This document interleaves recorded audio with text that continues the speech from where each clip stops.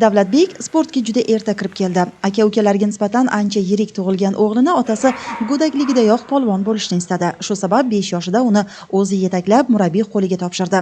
Murabbiysi undagi harakatchanlik va jangovorlik qobiliyatini darhol payqadi va Davlatbek bilan jiddiy shug'ullana boshladi. U shogirdimiz 5 yoshidan shu maktabda borib kelib qatnashadi. Yo'l uzoq bo'lishiga qaramasdan o'zini ishtiyoqi bilan ana Xudoga shukr 12 karra O'zbekiston chempioni bo'ldi, bir karra jahon chempioni bo'ldi. Yana boshqa pankration, boshqa sportlardan chiqib endi astanov faoliyatda qo'l jangi bilan olib boryapti. O'zining ilk chempionlik medalini Davlatbek 8 yoshda oldi. O'tgan yillar ichida bir necha karra O'zbekiston va Osiyo chempioni bo'ldi. 2024-yilda esa qo'l jangi bo'yicha o'tkazilgan jahon chempionatida raqiblari ustidan mutlaq g'alaba bilan oltin medal sohibiga aylandi. Odamlarni ko'raydim, musobaqalarga chiqaydim, men ham chiqishni orzu qilaydim. Yutqazgan paytlarida Bo'lgan. qanday bo'ladi o'sha yutqazgan paytda? Ha, og'ir tushadi. Yig'laysanmi? Ha, yig'lasham bo'ladi. Uyalmasdan yig'laysan.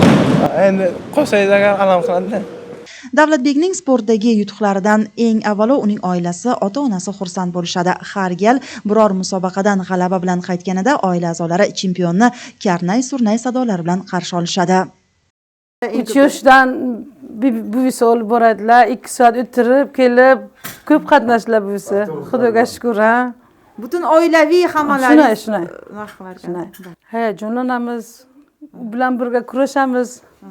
Hozirda Davlatbek navbatdagi xalqaro musobaqaga jiddiy hozirlik ko'rmoqda. Ishonamizki, yosh chempionimiz hali oldida ko'plab zafarli natijalar bilan bizni xursand qiladi. Bu kun Zilola Xudoyqulova, Davlatbek Kamalov, Buxoro.